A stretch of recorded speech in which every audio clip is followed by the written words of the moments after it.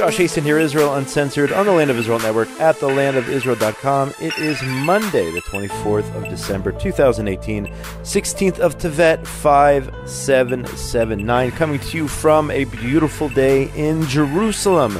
Winter's here. It's nice and cold. Those who know me know I love the winter. We had some rain over the weekend. Hopefully we'll get more rain here, which is a true blessing in the Holy Land, in the land of Israel. I hope you're doing well in your part of the world. Get in touch with me during the week. Josh at thelandofisrael.com. On Facebook, it's Joshua Haston. And on Twitter, at Josh Haston. My guest in just a few minutes will be Seth Franzman, op-ed editor of the Jerusalem Post. He's also Dr. Seth Franzman, by the way. He's got his PhD in, I believe, some sort of Middle East studies. He's also the executive director of the Middle East Center for Reporting and Analysis. He spent a considerable amount of time in Iraq and in Turkey, covering conflicts in those locations. So we're going to talk to him about the U.S. decision, President Trump's decision to pull troops out of Syria in the days, weeks, and months ahead. We'll get to that soon. But Prime Minister Netanyahu and the Turkish President Erdogan going back and forth in a Twitter war just yesterday. I think Netanyahu came out on top, accusing Erdogan of trolling him. I thought it was actually pretty funny. But in all seriousness, the Prime Minister, as reported by the Jerusalem Post, saying that Erdogan is an anti-Semitic dictator. And again, the war of words erupting over the weekend, hitting a fever pitch. He has an obsession with Israel, says Netanyahu, of the Turkish leader, who ignited the long simmering feud between the two leaders, attacking the Jewish state and its army in a speech he gave on Saturday. Erdogan knows what a moral army is, and he knows what a genuine democracy is, says Netanyahu, as opposed to an army that massacres women and children in Kurdish villages, and a state which, to my regret, is becoming more dictatorial day by day. That is our prime minister. And then he said, I was just exposed to the daily trolling of the anti-Semitic dictator Erdogan. And Netanyahu went on to say that Erdogan used to attack me every 2 hours, but he was actually saying, but because of Netanyahu then attacked him on Twitter, but now it's only every 6 hours. So Netanyahu trying to mock the president of Turkey, Erdogan, a bunch of other Turkish officials turning their attention on social media, bashing Israel, bashing the prime minister, accusing Israel of all sorts of horrible things. Yet, of course, Turkey is the one that is becoming more and more radicalized, taking away more and more freedoms for the people there. We'll speak to Seth about this as well. In other news, the J Post reports, and this has been happening. This has happened several times over the last couple of months. The Palestinian Authority, switching gears here, has arrested 44 what they call Palestinians for selling property to Jews. Did you know, if you hadn't by now, that it is illegal? It's in the books. It is the law. I think it was the first law passed that a Palestinian, an Arab, I don't use that term so much, Palestinian. It is illegal for the Arabs living in Judea and Samaria and parts of Jerusalem to sell land to Jews, punishable by heavy labor or perhaps death. So a transaction took place, according to a statement released by the Palestinian Authority. I guess they admitted it this time, which included a transaction of 300 hectares of land and 3 houses in 6 different districts throughout Judea and Samaria and Jerusalem. Transactions were foiled by the PA intelligence. And again, 44 Arabs arrested for selling property to Jews. And the question we ask is, where's Airbnb in all this? Here you have a company which assists people share their apartment rentals on their platforms. We're talking about properties here, yet it is still, despite what you may have heard in the media, it is still a policy of Airbnb to delist, not to list those properties of Jews only throughout Judea and Samaria. Yet I'm curious to know where the statement is on the fact that if you are an Arab and you sell property to Jews, you can be put in jail for a very, very long time. We also have the incident here last month of the sale of a house which took place. An Arab with American citizenship sold land to a Jew, was arrested And you even have Israel's U.S. ambassador to Israel, David Friedman, calling for the release of Isam Akel, this Palestinian American from Jerusalem. His family's appealed to the State Department. The PA has arrested him for an apparent transaction in which he carried out the horrible crime of trying to make money for his family by selling property to a Jew, which is a no-no under the Palestinian Authority. Switching gears here, other news from Israel. Hamas vows to test once again one of these, I don't know, what is it, another day of rage this coming Friday. Last week in another one of these march of returns, whatever they call it, on the Gaza border, Israel was forced to shoot and kill 4 rioters who, of course, this isn't just a demonstration. It's not peaceful. We know this. It's been over 6 months, if not longer.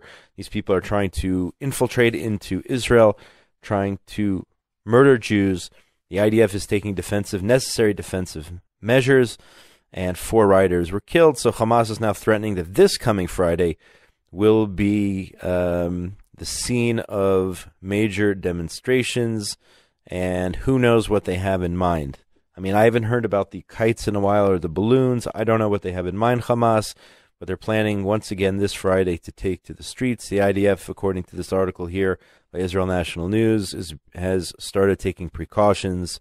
Of course, getting involved in the traffic patterns there on the Gaza border so that, God forbid, nobody should be attacking Jewish civilians or soldiers who are simply riding in their cars along the border. But they've done that before, so we'll have to wait for Friday to see what happens. Turning to the northern part of the country in the Golan, Israel National News also reports that IDF troops on Sunday evening last night spotted armed suspects who crossed what is known as the Alpha Line into Israel near the Syrian border fence in the Golan Heights. IDF troops fired towards them, no injuries reported, and the IDF says they'll continue to operate against violations of Israeli sovereignty and the 1974 Separation of Forces Agreement. This by the IDF spokesman's unit.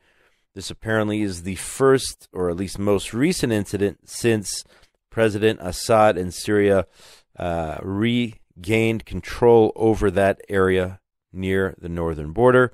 At the start of Sunday's cabinet meeting, our Prime Minister Netanyahu said that this in reference to the U.S.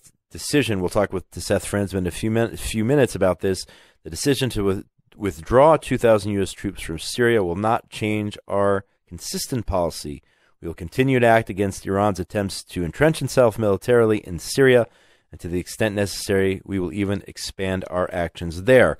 So here you have Netanyahu speaking strongly against the Iranian influence in Syria. At the same time, last night you have perhaps an attempted infiltration through the Golan into northern Israel. LeBron James,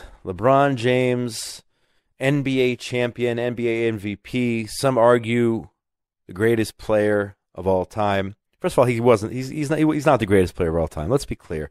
Michael Jordan is clearly the greatest player of all time. That doesn't have anything to do with the news, but when you're a Cavaliers fan, you gotta love LeBron James bringing the title back to Cleveland, the NBA title several years ago. But LeBron James under fire, reported by the J Post, after posting what appeared to be anti-Semitic lyrics from a song onto Instagram. He's now with the Lakers. LA Lakers forward and NBA basketball star LeBron James is facing serious criticism from the Jewish community and sports reporters alike after posting a tenuously anti-Semitic lyrics to his Instagram account. He actually took down the lyrics later on, obviously realizing that he was doing something wrong. 4-time NBA MVP, 3-time NBA champion. He posted a selfie with text from a song by a rapper named Savage. You know anything about the Savage guy? Bresky doesn't know anything about this guy Savage. I've never heard of him. The lyrics posted were, quote, "We gettin' that Jewish money, everything is kosher."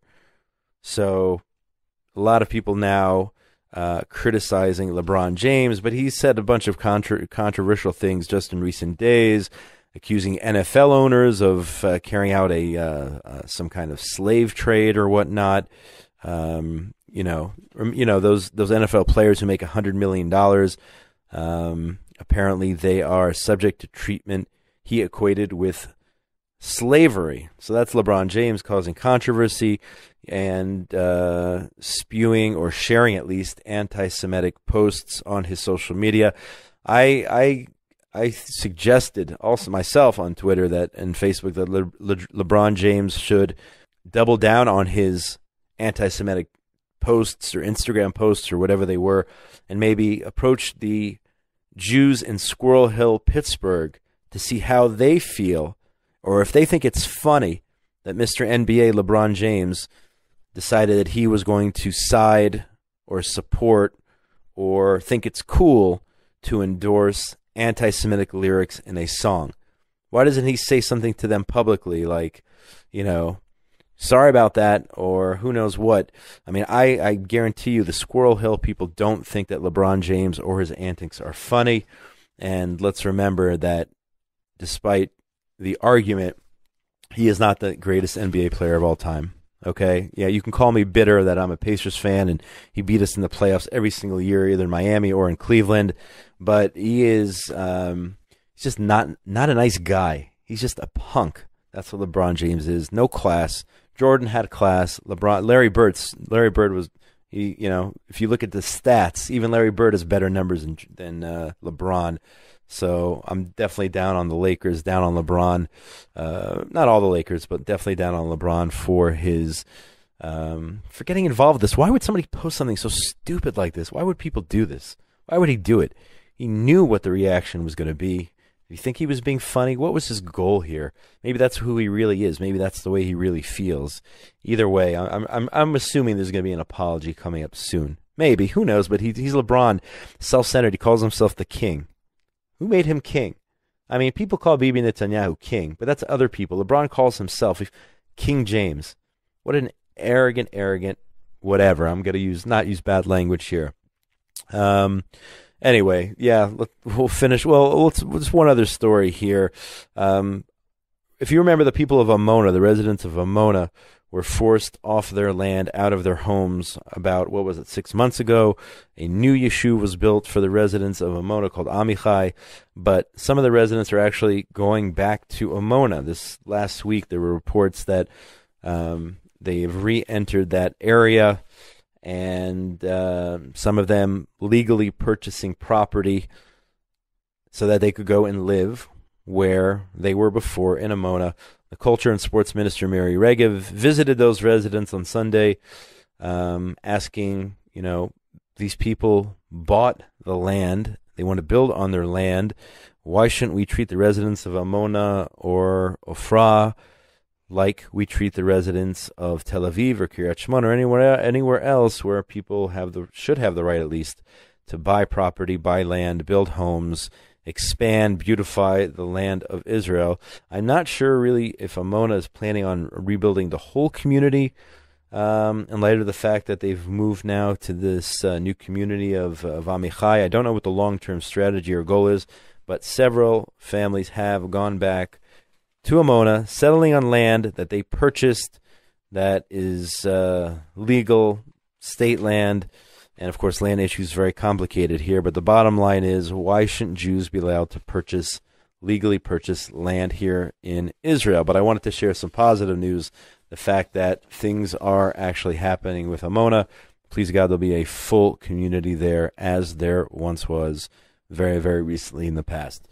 But don't go anywhere, because right after the break, Seth Franzman, op-ed editor of the Jerusalem Post, will be here to discuss the situation in Syria vis-a-vis the American decision to pull out its troops. Don't go anywhere. Josh Hastings here, Israel Uncensored, on the Land of Israel Network at thelandofisrael.com. You can always get in touch with me during the week, Josh at thelandofisrael.com, on Facebook, Joshua Hastings, and on Twitter at Josh Hastings. Short break, and we'll be right back. If you want to improve relations between Israel and American Jews, one of the things that you should do is encourage people to listen to the Land of Israel Network. Listen to Yves Harrow and listen to Yishai Fleischer and listen to Ari and Jeremy and Shlomo Katz and listen to Mike Foyer and listen to Josh Haston, because the Land of Israel Network has a mission, and that's to spread love between Israel and American Jews. There's so much to love about Israel. There's so much to love about Israelis. And I think the Land of Israel Network is part of the solution. You are all part of the solution.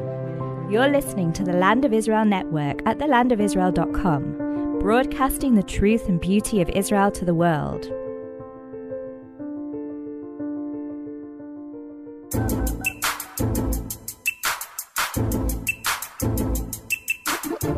And we are back. Josh Haston here, Israel Uncensored, on the Land of Israel Network at thelandofisrael.com. It is Monday, the 24th of December, 2018, the 16th of Tevet, 5779. We're going to go to the phone right now. My guest is Seth Franzman. He is the op-ed editor of the Jerusalem Post, also executive director of the Middle East Center for Reporting and Analysis. Seth has spent a great deal of time covering conflicts throughout the Middle East. He's been in Iraq, he's been in Turkey, and of course the news here this week is the fact that U.S. President Donald Trump has announced that he is going to pull all of his troops, U.S. troops, out of Syria.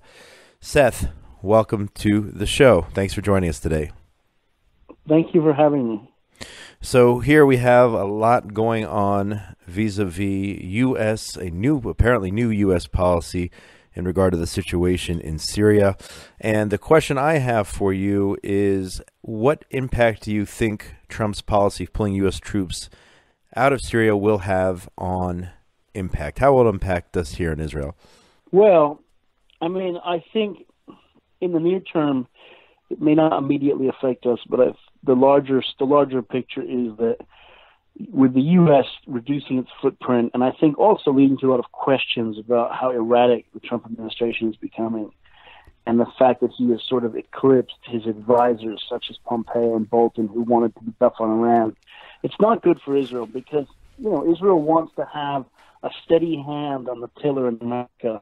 And that steady hand, it's not just a question of the fact that America supports Israel. America does support Israel, but it's a question of not having any of Israel's adversaries thinking that America is unsteady, because that could lead them to think that they might be able to pull something off, and that could lead to instability and conflict. So I read an op-ed actually in the Jerusalem Post over the weekend, Carolyn Glick's op-ed. She was actually on my show last week on a different topic. And she made the case that this actually might be helping Israel because this would be perhaps a reversal of the Obama administration's doctrine in supporting Iran. What is your comment in regard to some of the things Carolyn was saying in Friday's Jerusalem Post? Well, I just think that the problem there is that, just because Obama was wrong on certain things doesn't mean that everything that's the opposite is somehow therefore good. So in terms of the Iran deal, okay, Obama was wrong. But, in terms of the fight against ISIS, it's not just the story of the fight against ISIS. ISIS is an evil Nazi-like organization that was involved in genocide of minorities in the Middle East, the kind of people that we in Israel people are always saying, well, we care about minorities and stuff. So you have to care about the war on ISIS. Now, there is a miscalculation here that some people think somehow ISIS is fighting Iran or ISIS is counterweight to Iran. ISIS is not a counterweight to Iran. If anything, the existence of ISIS has allowed Iran to take over our region, claiming that it's fighting ISIS. So the fact is, not only do we need to fight ISIS, but we also, the American policy in eastern Syria was then to stabilize eastern Syria and curry American influence there. That would be a block against some of this creeping Iranian influence.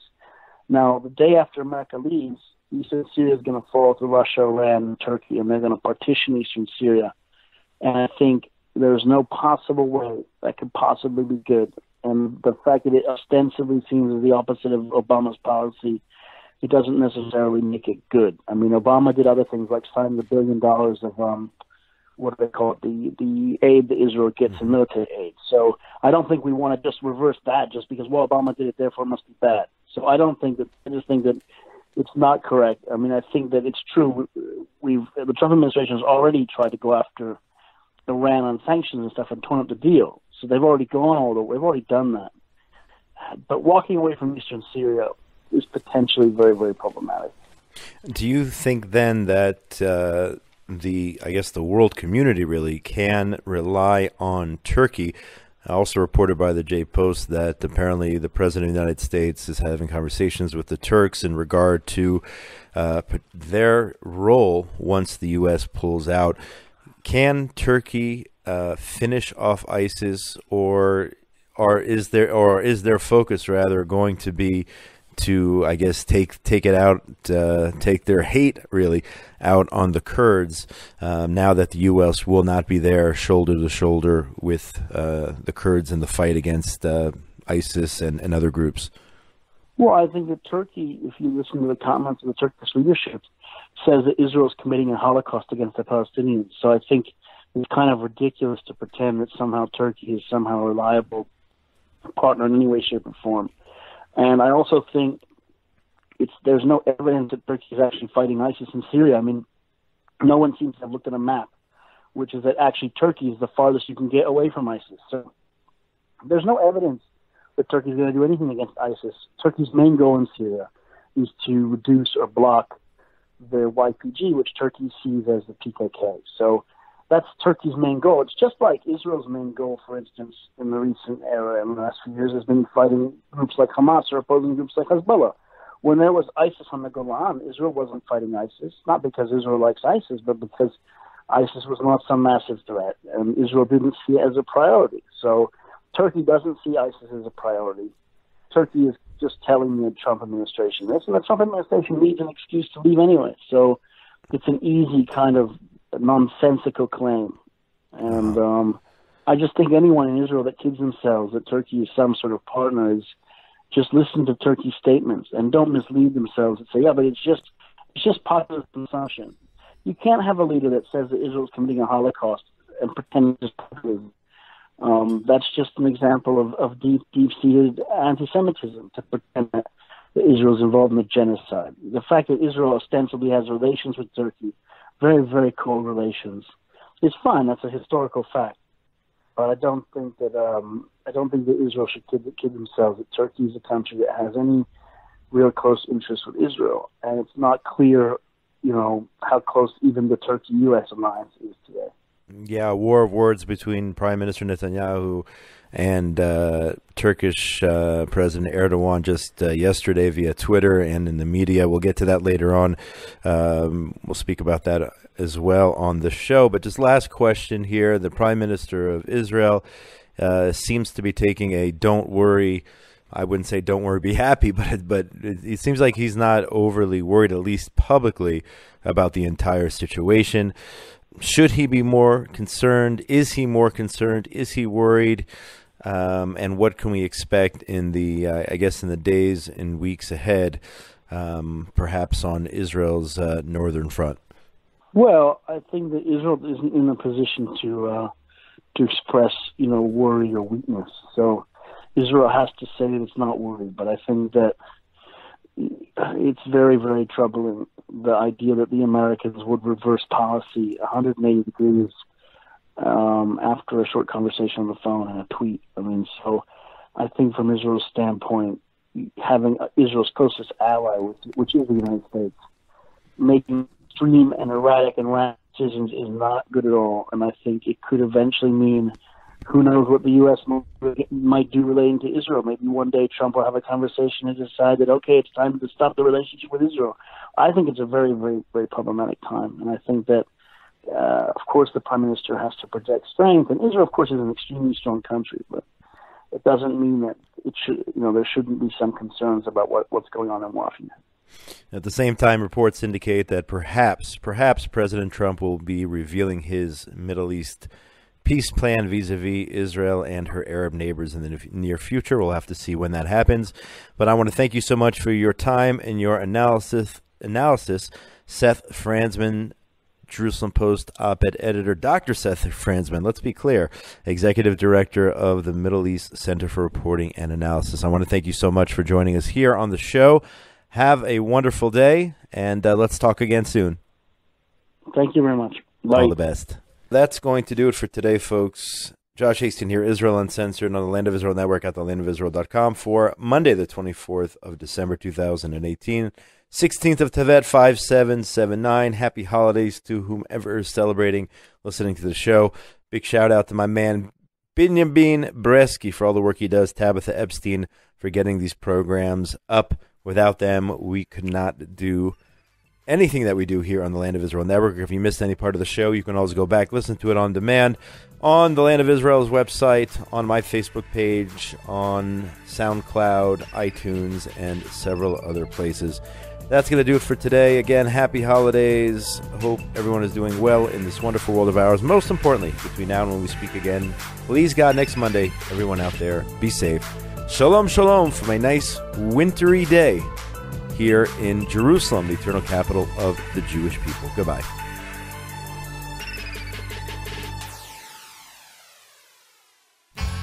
Hi, this is Eve Harrow, host of Rejuvenation on the Land of Israel Network. You can hear a new show from me every Sunday, and every day of the week, shows from another one of my very talented fellow show hosts. Reach me, Eve, at thelandofisrael.com, and keep listening, everybody. We love your feedback. The Land of Israel, coming at you every day, every week. That's the Land of Israel Network on thelandofisrael.com.